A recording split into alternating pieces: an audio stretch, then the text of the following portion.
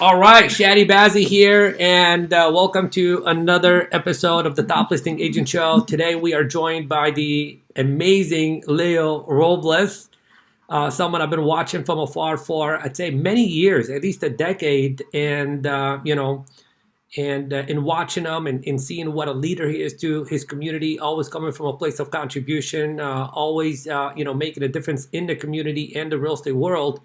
And us being in the current time that we are in right now, I couldn't think of a better person to bring on here so I can, share with you and help you, get your mind right, get your skills right, get you to step up your leadership skills so you can thrive in a real estate recession. So, Leo, why don't you go ahead and introduce yourself to everyone and tell everyone just how wonderful and amazing you are. Thank you, brother. And I truly appreciate the opportunity. Thank you for who you are for the world as well and the difference that you make. And I will start to say that I've been in the business 15 years. Okay. I started in 2006. So I started right before the last recession or the last crash in the real estate market. And I was 18 years old. I didn't know anything about real estate. I just stepped into it because I loved the lifestyle. I thought that in order, success was suits, cars, and houses. So I picked real estate as my career, and I started with a small little office, and I made like almost 85 grand within 8 months of me being in the business, because at that time you just had a heartbeat and you basically qualified to buy a house. So it was super easy. It didn't really need work ethic. It didn't need any of the skills that you need to thrive. It was just so simple. You just talk to anybody and they qualified and you were able to buy. So made the money, and then next light bulb that came in my brain, well, I want to become an investor. And I bought my first home in the city of Paris. Paris, here in California, not France. Yeah, exactly. And I bought it almost at $500,000, interest only, the option arm loan at 19 years old. And my plan was to basically hold on to the house and flip it 6 months later. And that failed massively, because after 6 months, the market started to tank. The first thing that went was my Mercedes. It was repossessed out of my driveway. I remember standing in my home and I'm like, man, I don't know what the hell to do. I didn't know about short sales. I didn't know anything about the foreclosure process. I literally just walked out of my house, went back with my dad. And my dad I had helped him sell and buy a house. So he has a construction company. So construction got hit massively. So he couldn't afford his payments. So we got kicked out of that house, a couple months later. And we moved into a rental that we didn't know there was in foreclosure as well. And we only lasted 3 months there. And then we moved down the street to a smaller house, half of the size. And that guy ended up short selling the house 2 months later. At that time, my parents were going through a rocky relationship, obviously. There's a lot of issues going on now. So we end up going our separate ways. So just to make the long story short, in 1 year, we moved around 6 times. Got evicted, had to stand in front of court, almost filed for bankruptcy, couldn't afford my cell phone bill. And I literally was at the lowest point in my life. I didn't have any more desire to even keep going. I didn't want to get up in the morning. I stopped working out. I mean, all of the things that I knew was true and all my law of attraction stuff, I'm like, this shit doesn't work. This is bull crap. I'm like, what the hell happened? And then after that, I went back to construction just to put money in my pocket, man. I did that for a good while, and I didn't have the courage to step back into real estate until October of 2008. And I met with a huge angel in my life, and his name was Harold Watson, and he was in the business 45 years. And when I sat with him and shared with him my story, he just stopped me. He said, like, look, man, whatever happened to you, it doesn't matter anymore. He said, I'm going to show you how to be a successful top producer, agent. You can achieve whatever you want. It's like, just do what I'm going to tell you to do. And I looked at him, I'm like, because he believed in me. He's like, all right, dude, you could do it. He's like, you could totally do this. Like, you totally build yourself back up. And I'm like, okay, well, you believe in me, good, because I don't right now. So go ahead. I will take on whatever you say. So I followed his advice blindly. And for the first 6 months, my first goal was to do open houses every single day. Like, I did them every single day because I couldn't afford any more marketing. I couldn't afford, ads, nothing. So I did open houses. I borrowed signs, and I learned every single thing, every single objection you could possibly imagine during those 6 months, because I had every single question asked. And after a while, you're like, wait, everybody has the same questions. what I would do is I would bring them back to my broker, and I would be like, hey, I got stuck here. He would like coach me on it. And then I would bring it back next week. I got stuck here. He would coach me on it. So after a while, I didn't ask him any more questions. And then he would then pivot to, okay, well, I would tell him like, oh my God, I picked up 3 listings this week. And I tell him this and that. And he's like, well, what did you do for the rest of the 20 hours of the week? I'm like, shit. So every single week was like constantly pushing me to do more, pushing more. And 6 months, I didn't close it. Like, I didn't close my first deal until 6 months in, and I only made $254. Man, I was gonna quit, and my broker actually lent me money, $1,000, just to keep me going. And after 6 months, I got Rookie of the Year, and then the next year, my business blew up. Man, I sold 40 houses the next year. I just had so much momentum, and this was obviously in 2009 when nobody was supposedly buying. You know, everybody was out of the business, so. The thing about it was that when people are out of the business, then that creates more opportunities for those to stick with it. And, you know, I sold 40 houses that year. Then my business doubled. Then went to almost 80 transactions. Then I went to 90. Then I went to 100. Then I went to 120. Then I went to 150. So collectively over the last, 14 years that I've been doing this, 15 years, if you count the year that I was off, I've done 1,400 transactions. One of my open houses, the one that I wanted to quit and I didn't want to do, that one ended up being my best open house of my life, because I ended up meeting like a gentleman that wanted to invest money in real estate.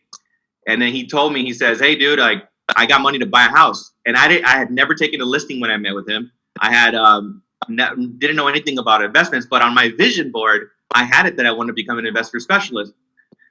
And so I basically took his word for it. I started researching. I discovered trustee sales. So we started picking up a ton of properties in the foreclosure process. And I was an expert in foreclosure, obviously, because I got kicked out of so many houses. So I had to do cash for keys and go through the whole process of doing that. And that really helped me throughout my career, man. But I mean, I was 8 years at RE/MAX. Unfortunately, my broker passed away. So when he passed, I had to look for a new home. I moved to another RE/MAX, didn't work out, and I ended up staying at Keller Williams for 3 years. I also had a leadership role, became a team leader, and loved that company as well. And now been 17, 18 months here at EXP, but I'm hugely passionate about leadership and things that you're doing, bro, things that you're doing. So thank you for the opportunity. That's a little brief background of who I am. Also vegan.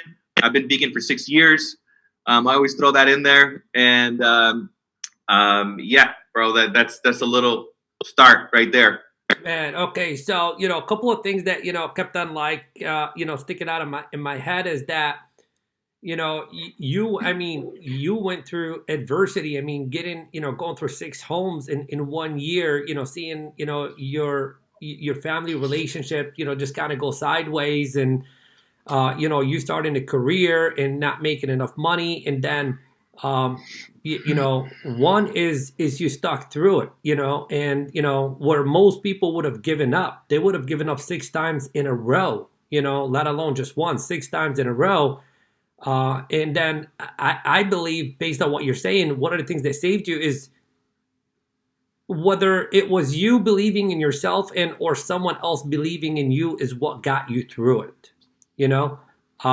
Can you speak about can you speak about belief during, because this is what's happening right now. Like, I'm relating this to someone right now that had a plan to make this year their best year ever. They had the vision board and they had the business plan and they had the intention and they had the desire. That all of a sudden we all got slapped in the face, and that someone maybe doesn't have any pending deals right now, or maybe their listings are on hold or their buyers are on hold right now.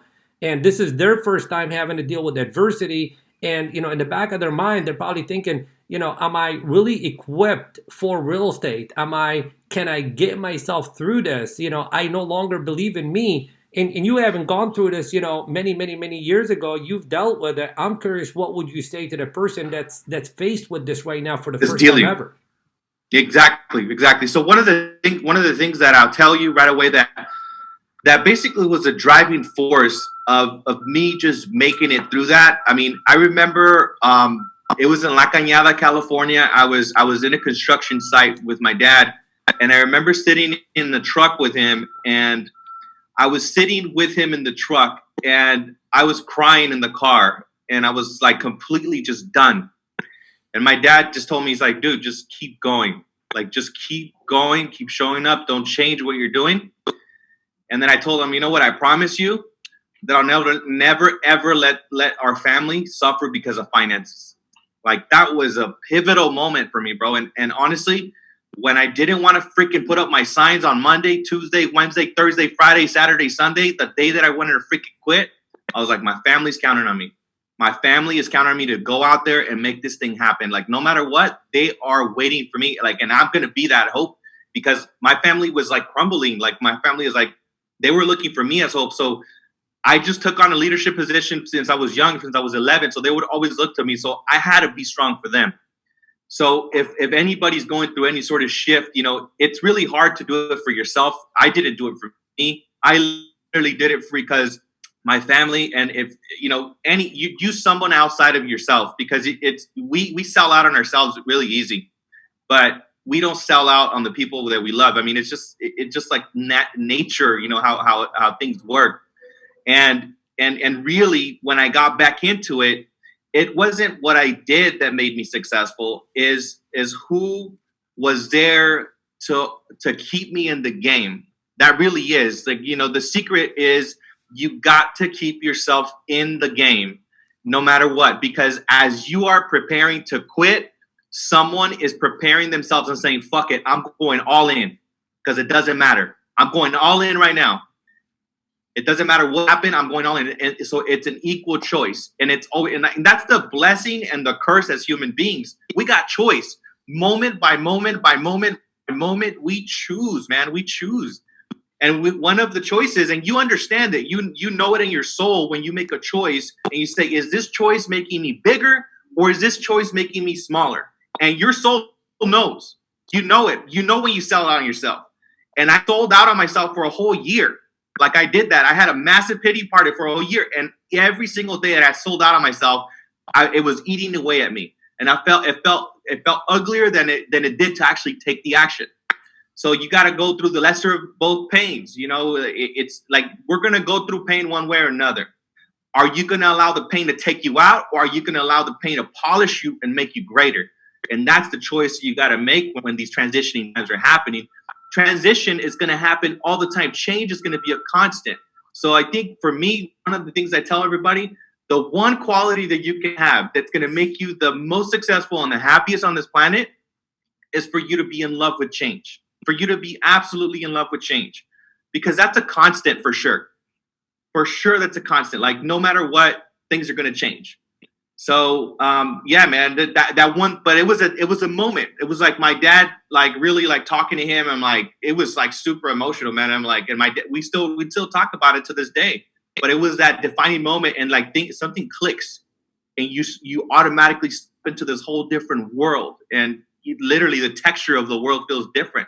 You're like, all right, fuck it. I'm all in. I got nothing to lose, man. I'm at zero. Yeah. And here's the thing: the defining moment is happening right now. I was in a conversation with someone else last week with Chris Craddock, who will do over 600 transactions this year, in spite of anything that's happening, with the economy and real estate and coronavirus and all that good stuff. And what we talked about is that, this is, he said, for some people, they're taking this as vacation time, but it's really not vacation time. Your time off is not vacation time. It's revelation time. You are being revealed for who you really are at your core. And, change, you say, is constant. You're absolutely right. Change is constant. And what people don't realize is the acronyms for change stand for constantly having a new growth experience. Okay? So this is your opportunity to grow into the better version of yourself. Okay. It doesn't have to be like, you have to adapt to change. You have to adapt to make things differently. But that's what a strategist does. I think everyone right now should begin to practice the art of becoming a little bit more strategic. Because it's not just about how passionate you are. I think, that does play a role. But, most people spend all their life looking for their passion and never find it. Stop looking for the passion. Just become a strategist. Think black and white. If I do this, what am I going to get? If I don't do this, what's going to happen? The lesser of two evils. And then you got to make a conscious choice. In spite of anything and everything, am I going to give it my best or am I just going to retreat? Okay, and I Right. think a lot of people right now are moving towards, plan B. No, modify plan A. Don't go to plan B. Okay, plan A should still be there. It just now needs modification. Going to plan B is simply saying, hey, I never really wanted this to begin with. But if you absolutely Mm-hmm. really want to be on the other side of abundance, the other side of joy, the other side of peace, the other side of happiness, the other side of all the great things that you ever admired, this is your opportunity to watch the world, to watch the leaders as to what it is that they're doing right now. Because during this time, the leader said, it's time for me to step up and show the Yep. world how badly I wanted this. The world is testing you to see if you want what you say you want badly enough. And this is exactly Mm-hmm. why I got you on here with me and all my real estate buddies, so we can help that person that still has a little bit of hope. So we can magnify that hope, so we can lead them out of their current maybe stinking mindset into a better mindset, so they too can thrive in the upcoming Absolutely. economy. Every single crisis is Absolutely. followed by opportunity. What does this mean? That means a week, 2, 3 weeks, whatever, how long it's going to take when we go back to work. There's going to be opportunity for the people who are going to take this little time off right now and prepare themselves and equip themselves. So talking about that, Leo, if I am an agent that's sitting on the sidelines right now, I'm a little bit confused. Hey, I don't know what's going to happen. What would you say to me right now? Yeah, nobody knows what's going to happen. I will tell you, nobody knows what's going to happen.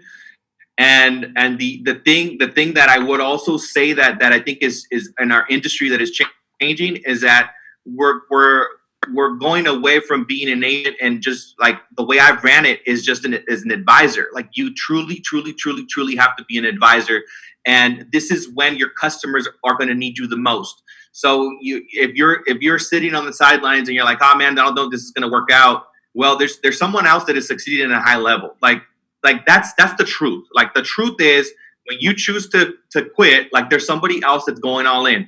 So you got to just pivot to truth all the time, and really understand that this is not the time to take your foot off the gas. This is really the time to reflect. Okay, what do you really want? And be honest with yourself. Maybe you don't want this kind of lifestyle, because there's, in real estate or in any sort of entrepreneurial role, we're self-educated, we're motivating ourselves, and we believe a lot of these amazing things, the law of attraction, and there's abundant mindset.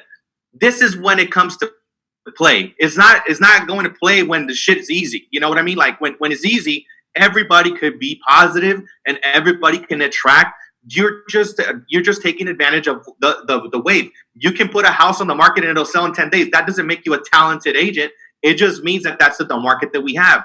Right now, we're going to have to roll out more skills. You have to refine your skills more than ever. You have to then go ahead and have specialized knowledge that people don't really have access to, because everything is so public right now. Every single thing people can get their hands on right now. This is when you should be putting all your systems in place and think about more of an attraction marketing approach. How are you going to attract business to you? How are you going to be a resource? How are you going to be an advocate?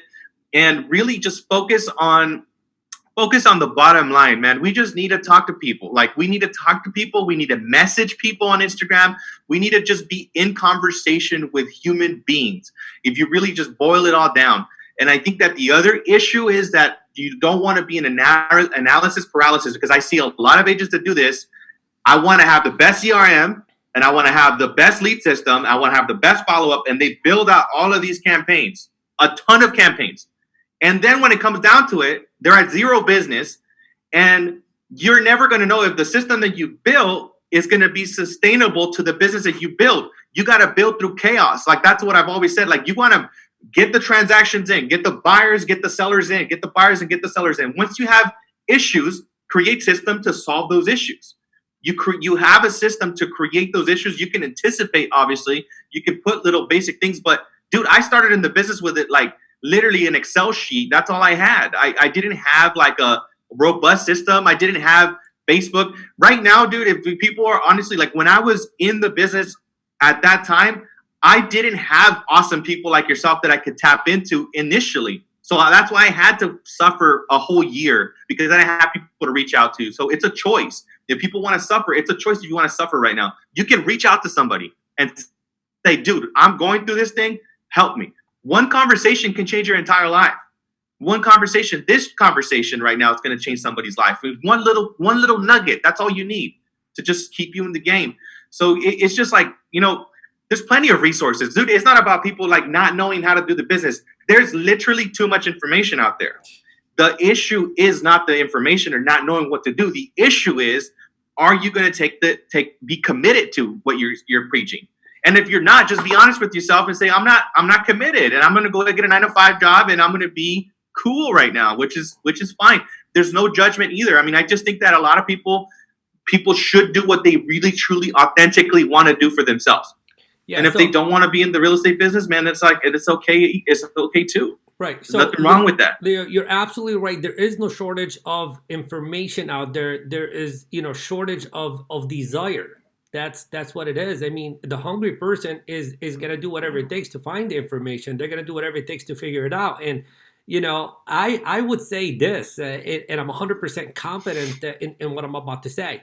If anyone that's watching this or listening to this, if the only thing you did was just go back to the Top Listing Agent Show, this podcast, and if you just listen to every single episode, that's 100% for free, and you took notes, I lay out the systems, I lay out the mindsets, I lay out the hacks, the strategies, and anything and everything you need. If you just took that alone, you could increase your income by at least $100,000, and it's not going to cost you any money. It's just going to take a little bit of time on your end to study the material, and forget about me. There's YouTube, there's other gurus, there's Facebook. And I think what's different for us in this economy shift than any other economy shift in history is that back then you only had books that most people couldn't afford, or audio programs that most people couldn't afford, or newspapers. Now you have this little thing right here that has the whole entire world in the palm of your hand, and it's what you do with it that determines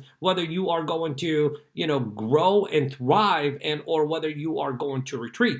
So if anything, right now is the time to be asking yourself this question, to reflect back on what Leo said earlier in regards to attraction marketing. I think the question you need to be asking yourself is this: who do I need to become? That's the question. Who do I need to become to be the person that people want to work with? Right. Okay. That's true. Yeah, there's a person in your community, there's a person in your marketplace that when people think of real estate, they think of that person. Who do you need to become the person that people think of the moment that they hear the word real estate? Wreck your mind around that question. Come up with a good 5, 10, 15, 20 answers. And that's your to-do list to work on you to become the kind of person who attracts people. That way you don't have to push people to work with you. You just attract the right people to work with you. And anyone that is not worthy of working with you or not right for you, you just repel that person. Let them go work with someone else. There's an abundance of agents. There's an abundance of people that want to buy. And there's an abundance of people that want to sell in a good market and a bad market. Yep, exactly. And I would say too, I think that the one really amazing quality that you want to have in the market is just be humble. You know what I mean? Like, be really humble, because there's no one that has every single thing figured out. Like, nobody has it all figured out. We are all in this game on a daily basis, on a moment to moment basis. So just like dancing with your ego is like the one thing that I think is also a huge thing, because, I didn't, it's not cool to put up signs every single day. It's not cool to have to like sit in an open house or stand at an open house and just call people. None of it's cool. And none of like the behind the scenes, like, it's not going to be like when we see Instagram and we see like a really successful person, we see that one moment that they took a picture of themselves. But all the stuff that is behind the scenes, it doesn't look sexy. It just doesn't look good, man. And that's what it is. And I think that's what people really need to get, that part of the job that requires them to be by themselves on their own, like working day in and day out. And then it's not, it doesn't even have to be like you're like struggling through it. You're just enjoying the process. Like, who am I going to be a service to today? Who am I going to bless with my energy today? My intention when I'm on the phone, I'm like, I'm gonna make someone smile. Like literally, that's my goal. Like I'm gonna make somebody smile. Like that's it. I'm gonna make somebody smile, regardless of what they say. Like they're gonna say something. I'm like, you know what? It doesn't say anything about me because first of all, they don't know me. They don't know me, and it's not about me. A lot of people are dealing with a lot of emotional things right now. They're coming to the surface, so we have to have an immense amount of compassion and have compassion for yourself too, because regardless of what you're going to, beating yourself up doesn't make a difference. That's something that I was an expert at myself. Yeah. I used to beat myself up a lot, man. I was like, when I do something, my chatter in my brain was like so negative, even though I was really positive, but I would beat myself up really bad. And I got to the point where I'm like, wait a minute, if I would talk to people the way I talk to myself, damn, they wouldn't be my friends. Like they really wouldn't. So I really started to question, like why am I even triggered? When you see something that gets you upset or anything like that, I'm like, wait, why is that even triggering you? Why are you even upset at that? It's not even about this situation. It's about something that you haven't managed, that you haven't really dealt with. So that's why I think it's really, really an ability. It's like, stay humble and keep your feet on the ground always, because no matter who you are and what happens, we're all like right now. Do you think that the most wealthy people on the planet, like, doesn't matter? Any single person can get hit with this whole thing, with the whole situation that's happening. Money doesn't matter right now. So really, like, I think that the one issue that a lot of people are just dealing with is that most people can't be with themselves. I just think that most people can't be with themselves. So I think that really creating a great relationship with yourself, because that's who you're with every single moment of the day, no matter what. And stop distracting yourself and like going through escaping with all of these different mechanisms, just carve out your day, just say like, you know what, for right now, I know we have to make an adjustments. We got to work out of home, because we have to protect ourselves. Okay, great. So really say, okay, you're at home, things have to change. Man, I'm going to take these 3 hours and I'm going to laser focus for these 3 hours. And no matter what, I'm going to go ahead and contact the people that I know in my sphere. I'm going to contact this neighborhood that I'm a specialist in. I'm going to contact some people that couldn't sell their homes, 6 months ago. But these 3 hours is non-negotiable. And the rest of the day, I got 21 hours to play. But if you just took 3 hours and you actually were consistent with the lead generation, then the rest of the 21 hours, you would actually feel good about it. And you got to just really focus. I mean, which I've heard you talk about this. It's like your morning ritual. That's really imperative. So you can prepare yourself. My little morning ritual is adjusted. I also clean my house. I clean my house in the morning because it doesn't matter. I work out on my balcony, but I'm like, I don't want to have anything in my house that's not clean. Like I'll go in and like, if there's a couple of dishes on the sink, I'll freaking wash the dishes, whatever, because I want to make sure that everything's in integrity. I come out, I freaking put on my jacket, I have my coffee, I got my water. I'm like, I'm in the zone, So it's just prepare yourself, and you want to create that little bunker for yourself. It's really imperative, especially with the changing times. We are at home a lot now, because of this, or maybe you have an office you can go to. That's fine. But you have to have a bunker for yourself so you can actually focus on those things. One book that really made a massive impact in my life, the first book that I read was called Unlimited Power by Tony Robbins. It has a lot of NLP in there. That was a book that shifted my life. Another book shifted my life was A New Earth by Eckhart Tolle. That's another book that shifted my life. A seminar that made a massive impact in my life was Landmark Education. That made a massive shift in my life. I mean, Tony Robbins, all of those things. So, just seek out, whatever you're seeking, you're going to find. So if you're seeking more issues and more problems and more problems, like you're going to find them. So what find you focus solutions. on expands. What you focus on expands. And, sounds to me like exactly. you've done a lot of personal development work, etc. And, one of the things that I see you doing that I want to talk about is, first of all, just something for everyone out there. I'm just going to say that there's a lot of people who have tried to come online and do videos and post stuff like that and didn't get any likes, comments, or shares. But I just want to express a point right now. Leo, I see you creating a lot of material. And guess what? I don't like, not that I don't click the like button on everything you do. I don't share everything that you do, and I don't comment on everything you do, but I know exactly everything that you do. And I see you, doing videos standing outside your car, in the parking lot, at the park, at the office, at different places, and, while you're driving. So the point that I'm trying to make is that people are watching right now. People are watching right now. They weren't watching a week or two ago. They're watching right now. And my And I question to knew you that. is, what are they seeing from you? What are they hearing from you? Because if they're not seeing you and they're not hearing you, guess what? They're forgetting you. Okay. So this Mm-hmm. is the time to Mm-hmm. step up and create material. How do you feel about do you feel like it's a necessity for people to, just pick up their phone, record a video, go live on Facebook or something like that, and share any kind of message, or what kind of messages they should be sharing with the world right now? Anything you want to say about So that? yeah, absolutely, brother, absolutely. So I mean, I've always been. I've been doing videos and like lives and stuff like that for years now. And during this whole transition, I've been doing them daily. I've been doing them a lot more.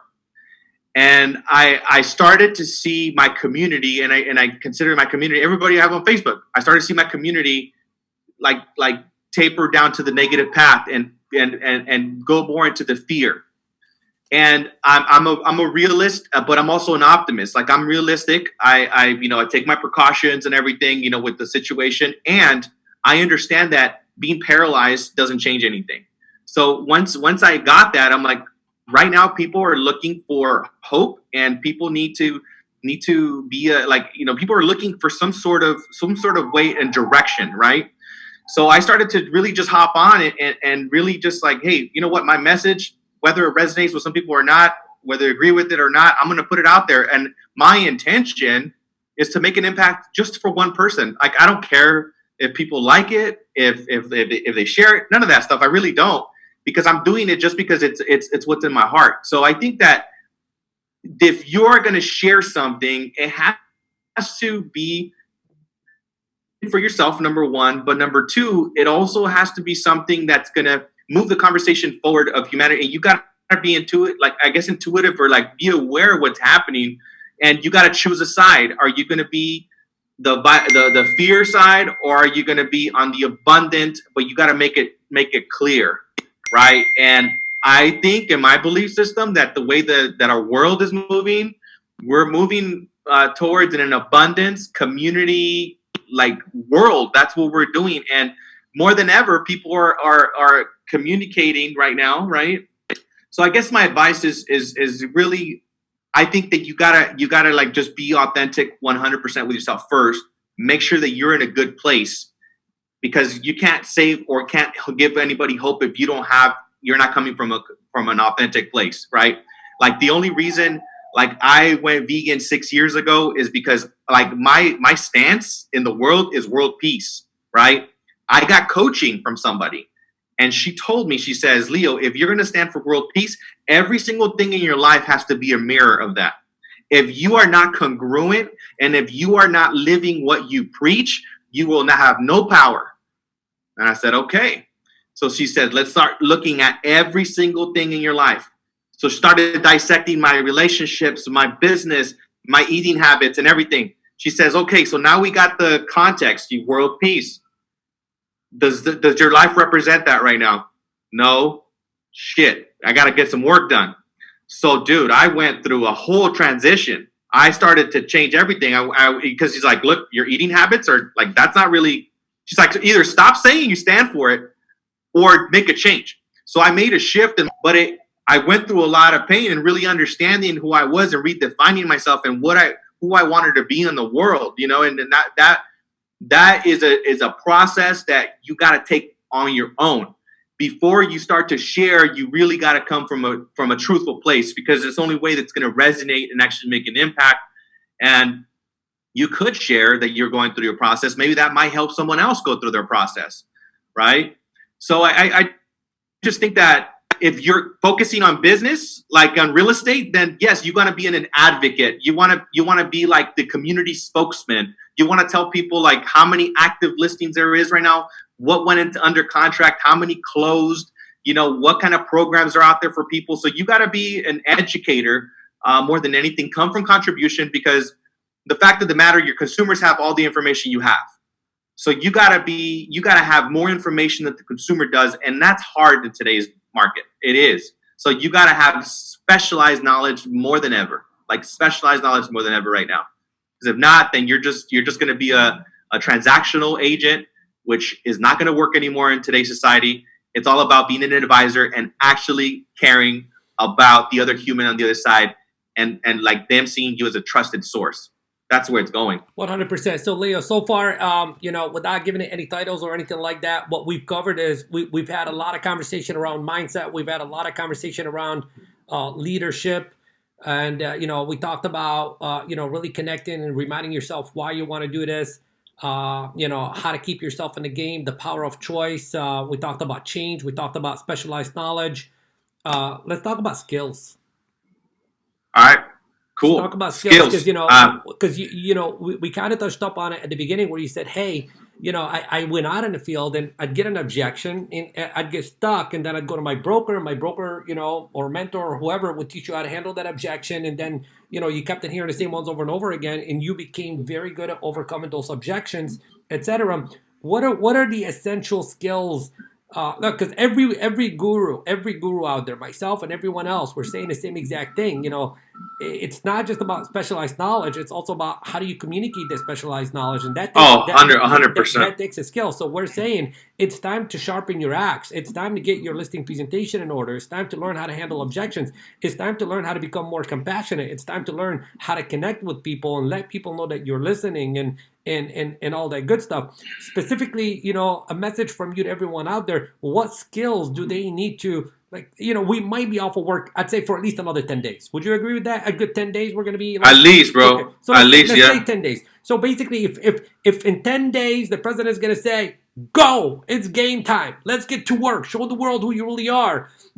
I got 10 days to prepare for that. What should I do during the next 10 days to build the best skills that I can have? Well, you're going to choose, obviously, your market. Once you choose what you want to go after, then you could download some scripts or follow someone that's doing that market approach that you want, and then just find out what they're doing. And then really, one of the things that I'll be honest about is that I've stepped into scripts, I would say, about 8 years into the business for myself. So I didn't start with scripts. I literally, my whole thing, and actually, it wasn't scripts, but I had a mentor that I went to and I brought him everything. I brought him everything. Yo, dude, so basically, write down every single place you get stopped in the business. That's a cool way to do it too, versus just going and memorizing a script. But literally, where did you get stopped in the business? What questions do you get every single day? What questions do other people have? And get the answers and practice those answers. Practice those answers of every single question. Here's what we're going to do, Leo. So if you're watching this video or you're listening to this on a podcast, wherever you're consuming this information, Leo's saying is, where do you feel like you are stuck? Let's just be specific on the skills area. Is it an objection? Is it during listing presentation, buyer presentation, pre-qualifying, building rapport, closing, etc.? Wherever you're stuck, what I want you to do is somewhere below this video, wherever you're watching it, just right where you're stuck, I'll personally go in there and help you get unstuck and or give you a resource for that. And, just message me, message Leo. We're leaders. That's what we do, is we serve and we help, and we'll step in and help you out there. Now, we'll take it a step further in regards to scripts. There's a lot of great scripts out there. And I'm telling you right now, every single one by every single guru, they work. They all work. There's my scripts, they work. Tom Ferry has excellent scripts, go download them. Mike Ferry has excellent scripts, go download them. Kevin Ward has excellent, phenomenal scripts, go download them. So it doesn't matter. It's not me against them or them against me. We're all in the same industry to serve you and help you. And that's why we make this stuff available to you. You just got to grab it and you got to put in the time and you got to learn it. So I'm going to say is take responsibility. We're offering to help. Now you just got to ask for it. Practice it. Yeah, practice it and become an embodiment of it so it sounds authentic to yourself, because the script is just going to give you a reference of the information you need to extract from the conversation. So you just use the script as a backbone, but you embody that, and then you show up with your own flavor and sizzle of how you communicate. That way, it's people are not going to know that you are scripted when you are in the embodiment of you're just asking questions. And one of the things that also I think that people really need to get, bro, is that you need to become an excellent listener and observer of communication, you already know, NLP, it's only a certain amount, like what percentage is it like verbal? You know what I mean? It's like most of it is body language and all the things. So you got to pay attention to where the conversation is going in a conversation. Really listen, like really, really authentically listen. It's not really like I wasn't worried about in the beginning of the business of what to say. I was just like really intently listening. And I was more worried about that than worried about what the next thing I'm going to say. I think a lot of people are more interested in speaking than listening. So I think that someone, like, the best quality you can achieve as a salesperson is become an excellent listener. And that way you know how to diagnose the situation. Okay, cool. You know what? And maybe you might be in front of a husband and wife, and you might be resonating more with the husband or the wife, and you want to know who the decision maker is in that conversation. And you want to also not only focus on that one person, but you got to cater to both audiences, and you got to be a chameleon in that conversation and shift. You got to shift. That way your message lands. And it's not about being inauthentic. It's about being real, but it's also about bringing your service and bringing whatever outcome you want to the consumer in the easiest way. Because they're gonna throw you all the objections in the world, but the objections are only coming up because you probably haven't delivered your message with enough conviction and confidence. Because when you deliver your message with conviction and confidence, and you're speaking from truth, you're going to get very little pushback. And that's when you do get the pushback, like, find out what that is, because you probably you've gotten it more than once, and then create a system like, wait, how can I answer this question in a couple of different ways, or what can I implement in my conversation that'll answer that question before it even comes up. Right. That's what I would say too. Right. In the Real Estate NLP Academy, which, I do a lot of NLP training, Leo. So in the Real Estate NLP Academy, one of the things that I talk a lot about is that listening is the foundation to all your skills of influence. Okay. Because in listening, the client is telling you how they want to be spoken to. They're telling you what they need, what they want, how they make decisions, how they process information, and how, like, they're giving you everything. But if you're not listening, then you can't really influence. So, Leo, you've shared a lot of amazing stuff today. Thank you very much for that. And thank you. Yeah, one of the things that I want to say is next, one of the things that I'm going to be doing here on forward is I'm going to, at least for a little bit, is I'm going to be hosting a training on how to recession-proof, your real estate business. And for anybody that wants access to that training, simply go to realestatesuccessmastery.com. And Leo, I'm sure there's a lot of people that know you, and there's a lot of people, because we get about 25,000 downloads on the podcast every single month. So there's a lot of people who may not have heard of you, and they're like totally inspired by you today, and they want to enter your world and know a little bit more about your leadership and a little bit of who you are, and they want to follow you and connect with you. How can someone enter your world? Where do they go? How do they find you? How do they reach out to you if they want to send you a referral or do something with you? Beautiful. So I'm on LinkedIn. I'm on Instagram. I am Leo Robles on Instagram. I'm on Facebook. I even got on TikTok recently. You know what I mean? Again, I started dabbling into TikTok. Text is also big. I mean, you could literally Google my information. My information is everywhere.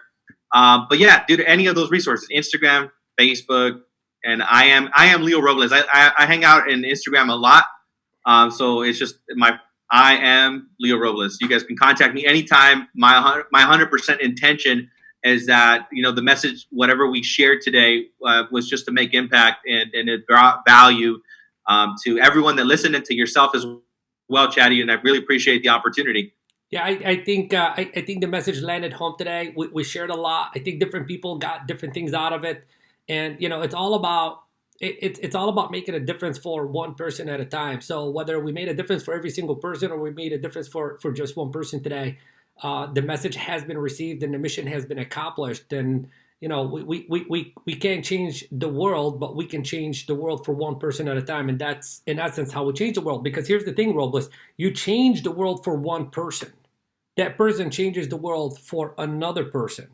So it's like the trickle effect. And that's exactly what it's all about. Like, a lot of people want like a lot. No, start with a little and build your way to a lot. So Leo, with that said, I so appreciate you for the stance that you're taking for the world, the stance that you're taking for our real estate community, and for you giving us your time today, giving us your guidance, giving us, your leadership. From me to you, I am forever grateful for this. And I appreciate you, brother. Thank you, my brother. I appreciate you as well, man. Keep doing what you're doing. Keep shining your light. Keep spreading your message. Keep being an inspiration. And, dude, keep changing lives, brother.